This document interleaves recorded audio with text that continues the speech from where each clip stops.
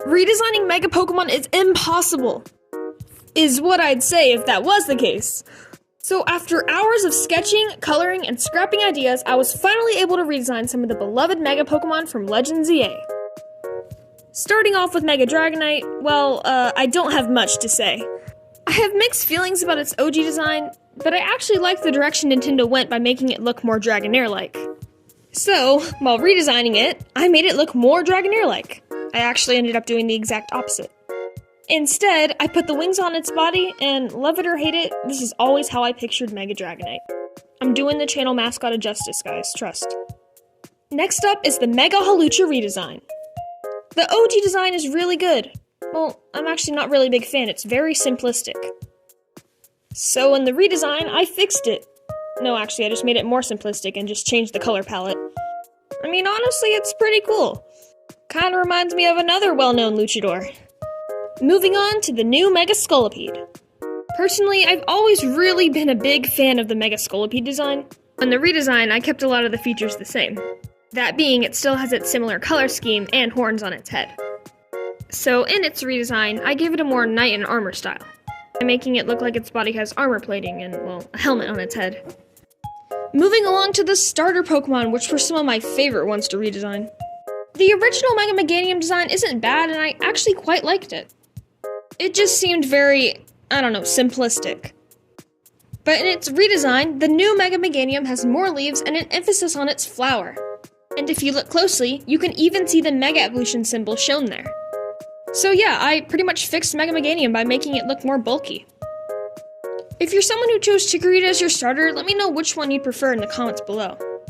Moving on to Mega Feraligatr. Not much needs to be said here. The Mega Feraligatr design is something in dire need of a redesign. So I made it look more ferocious and reptilian by adding more claws, more spikes, and, well, detail, which is something that complements Feraligatr well. Yet again, if you're someone who chose Totodile, let me know which design you prefer. Moving on to Mega Emboar. Honestly, the OG Mega Emboar design isn't really bad. I like what they were going for with it being a wizard and all. But of all the Megas, it's not my favorite. In my mind, Emboar was something that I always figured would be covered in flames, with its Pokemon category being the Mega Fire Pig Pokemon. So I made sure this was evident in the redesign.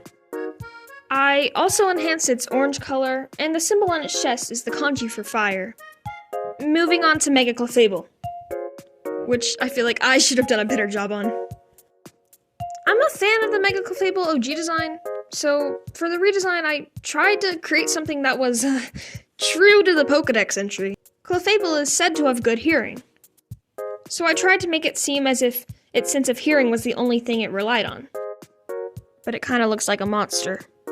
For a cool bonus feature, it has two fuzzy tails that it can wrap around its ear if it ever becomes overwhelmed by noise and needs to muffle the sound. Honestly, I'm not too proud of the way I designed it, but you know what? It doesn't matter. Moving on to Mega Drampa. I love its Mega design, and I honestly was kinda shocked they made it look younger instead of older. So I too went with a younger design, as if it was gathering all of its strength to ward off a tough enemy. I also took inspiration from some of the dragons from The Legend of Zelda. Drampa doesn't really need a redesign, because its OG design is really cool, but I don't know, let me know which version you like more. This next Mega Pokemon had such a bad OG design that I had to redesign it.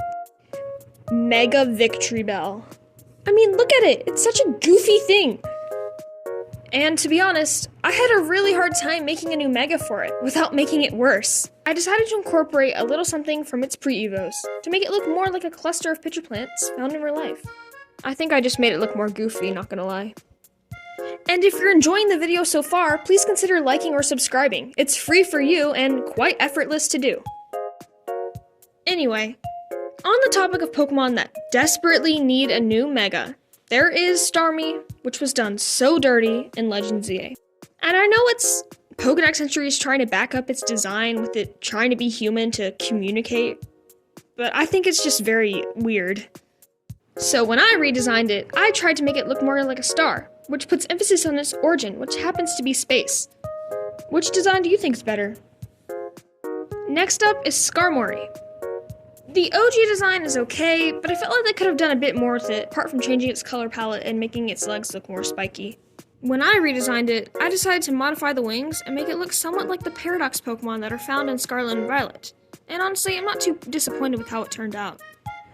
I know Mega Frostlass was based on some Japanese thing, can't remember what it was called. I think the concept is really cool, but when I redesigned Mega Frostlass, I wanted it to look more creepy and ghost-like. I did this by giving it 4 arms and changed the horns up a little bit. I know someone's gonna think that this design barely looks different from regular Frostlass, and I hate to break it to you, but yeah, you're correct in saying that. Moving on to Mega Excadrill. Nintendo made an okay Mega Excadrill design. I like the concept with it being a giant drill, but I think it looks goofy when its arms are separated. Redesigning it isn't really necessary, but here's what I cooked up anyway. I always pictured Mega Excadrill as a ferocious mon with lots of metal spikes. Which, as you can guess, I did exactly that in its redesign. I also added a little Easter egg too. You see, regular Excadrill has these markings on its belly, so in its redesign, I wanted to create the Mega Evolution symbol. Next up is Mega Phalanx. I am a really huge fan of the Mega Phalanx design. I thought it was really cool. So, as you can guess, I was having the hardest time redesigning it. So in its redesign, I kept a lot of things the same. The only things I changed were its sword, shield, and body, by making it look more like a Armorogan Cerulege. In my opinion, both designs look really cool, so let me know which one you would add to your team. Moving on to Mega Scrafty, which I think really needs a redesign. Originally, I wanted to make it look like Sans from Undertale, but I ended up scrapping that idea. Scrafty's dark type isn't nearly as emphasized as its fighting type. In the redesign, I gave it a cloak and cape and recolored it entirely, and sprinkled on a few details here and there. Now it's time for Mega Electros. I wanted to add a few more fins and emphasize its electric typing by adding tiny little details. And compared to its OG design, I'm not sure which one I like more. Ultimately, it's not a bad design and such. Yeah. Thanks for watching. Let me know what your favorite and least favorite designs were down in the comments.